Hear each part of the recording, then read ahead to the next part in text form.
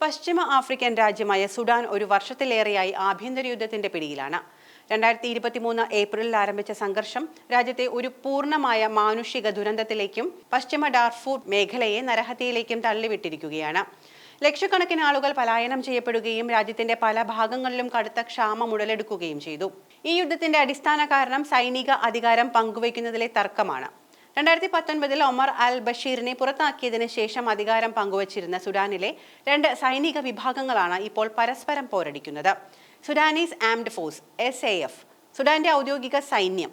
General Abdul Fattah അൽ ബുർഹാൻ ആണ് ഇതിന് നേതൃത്വം നൽകുന്നത്. റാപ്പിഡ് സപ്പോർട്ട് ഫോഴ്സ് RSF, ഒരു പാരാമിലിറ്ററി വിഭാഗം. ജനറൽ മുഹമ്മദ് ഹംദാൻ ദഗാലോ ആണ് ഇതിന്റെ തലവൻ. സൈനിക ഭരണത്തിൽ നിന്ന് ജനാധിപത്യ ഭരണത്തിലേക്ക് മാറുന്നതിന്റെ ഭാഗമായി RSFനെ SAFൽ ലയിപ്പിക്കാൻ തീരുമാനിച്ചിരുന്നു.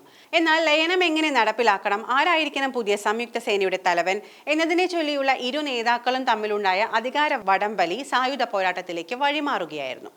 രാജ്യത്തിന്റെ മറ്റ് വിഭാഗങ്ങളിൽ SAFും RSFും തമ്മിൽ പോരാട്ടം നടക്കുമ്പോൾ പശ്ചിമ ഡാർഫൂർ മേഖലയിൽ RSFും സഖ്യകക്ഷികളായ അറബ് മിലിഷ്യകളും ചേർന്ന് നടത്തുന്നത് വംശീയ ഉന്മൂലനമാണ്. അറബ് വംശീയരല്ലാത്ത മസാലിദ്, ഫർ തുടങ്ങിയ വംശീയ ന്യൂനപക്ഷങ്ങളാണ് ഈ ആക്രമണങ്ങളുടെ പ്രധാന ഇരകൾ. വ്യാപകമായ കൂട്ടക്കൊലകൾ, വീടുകൾ കത്തിക്കൽ, ലൈംഗിക അതിക്രമങ്ങൾ, കൊള്ളയടിക്കൽ എന്നിവ റിപ്പോർട്ട് ചെയ്യപ്പെടുന്നു. നോർത്ത് ഡാർഫൂറിലെ തന്ത്രപ്രധാന നഗരമായ എൽ ഫെഷർ ഇപ്പോൾ RSFന്റെ കടുത്ത ആക്രമണത്തിന് കീഴിലാണ്. ഇവിടെ ആയിരക്കണക്കിന് അഭയാർത്ഥികൾ തിങ്ങിപ്പാർക്കുന്നതിനാൽ ഒരു വലിയ കൂട്ടക്കൊലയുടെ സാധ്യത അന്താരാഷ്ട്ര സമൂഹം ഭയപ്പെടുന്നുണ്ട്.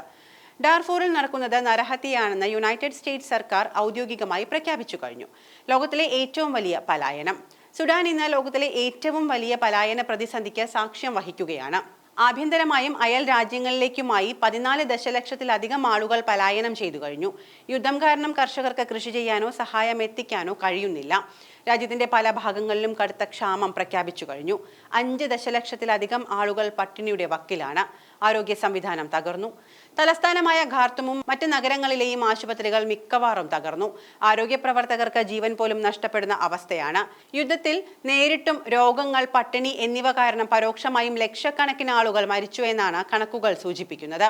ഇനി എന്താണ് സുഡാൻ പ്രസിഡന്റായിരുന്ന ഒമർ അൽ ബഷീറിനെ പുറത്താക്കാനുള്ള കാരണമെന്ന് നോക്കാം. 2019 സുഡാൻ പ്രസിഡന്റായിരുന്ന ഒമർ അൽ ബഷീറിനെ പുറത്താക്കാൻ പ്രധാനമായും കാരണമായത് രൂക്ഷമായ സാമ്പത്തിക പ്രതിസന്ധിയെ തുടർന്നുണ്ടായ ജനകീയ പ്രക്ഷോഭങ്ങളാണ്. 2018 ഡിസംബറിൽ സർക്കാർ റൊട്ടിക്ക്, അതായത് അപ്പത്തിനും ഇന്ധനത്തിനും നൽകിയിരുന്ന സബ്സിഡി എടുത്തുമാറ്റാൻ തീരുമാനിച്ചു. ഇതോടെ രാജ്യത്ത് അവശ്യ സാധനങ്ങളുടെ വില കുത്തനെ ഉയർന്നു.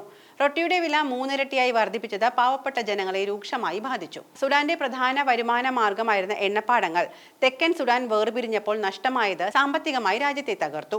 വിദേശ നാണ്യത്തിന്റെ ശേഖരം കുറഞ്ഞതോടെ അവശ്യവസ്തുക്കളുടെ ഇറക്കുമതി ചെയ്യാനാകാത്ത അവസ്ഥയിലുമായി. രാജ്യത്ത് പണപ്പെരുപ്പം അപകടകരമായ നിലയിൽ ഉയർന്നുവെന്ന് സാരം.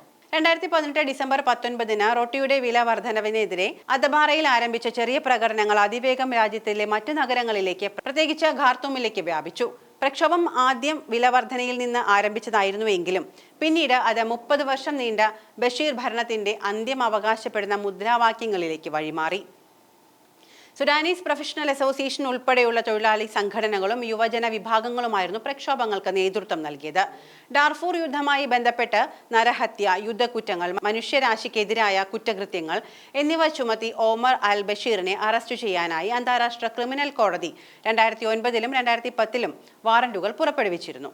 ഈ ക്രിമിനൽ പശ്ചാത്തലം കാരണം ബഷീർ ഭരണകൂടത്തിന് അന്താരാഷ്ട്ര തലത്തിൽ ഒറ്റപ്പെടൽ നേരിടേണ്ടി വന്നു. ജനകീയ പ്രക്ഷോഭങ്ങൾ ശക്തമായി തുടരുകയും സൈന്യം പ്രക്ഷോഭകാരികൾക്ക് പിന്തുണ നൽകുകയും ചെയ്തതോടെ 2019 ഏപ്രിൽ 11 സുഡാനീസ് സൈന്യം ഒമർ അൽ ബഷീറിനെ അധികാരത്തിൽ നിന്ന് നീക്കി അറസ്റ്റ് ചെയ്തു. ലഫ്റ്റനന്റ് ജനറൽ അഹമ്മദ് അവദ് ഇബ്ൻ ഔഫിന്റെ നേതൃത്വത്തിലുള്ള ട്രാൻസിഷണൽ മിലിറ്ററി കൗൺസിൽ അധികാരം ഏറ്റെടുത്തു. എന്നാൽ ഇപ്പോൾ രാജ്യത്തെ സ്ഥിതി ഗുരുതരമായി തുടരുമ്പോഴും അന്താരാഷ്ട്ര സമൂഹത്തിന്റെ ശ്രദ്ധ യുക്രൈൻ, റഷ്യ, ഗാസ, ഇസ്രായേൽ സംഘർഷങ്ങളിലായതിനാൽ സുഡാൻ പ്രതിസന്ധി വേണ്ടത്ര ഗൗരവത്തോടെ കാണുന്നില്ല എന്ന വിമർശനം ശക്തമാണ്. ഐക്യരാഷ്ട്രസഭ വെടിനിർത്തലിനായി ശ്രമങ്ങൾ നടത്തുന്നുണ്ട് എങ്കിലും ഇരു കക്ഷികളും ചർച്ചകളിൽ നിന്ന് പിന്മാറുന്നത് സമാധാന ശ്രമങ്ങളെ താളം തെറ്റിക്കുകയാണ്.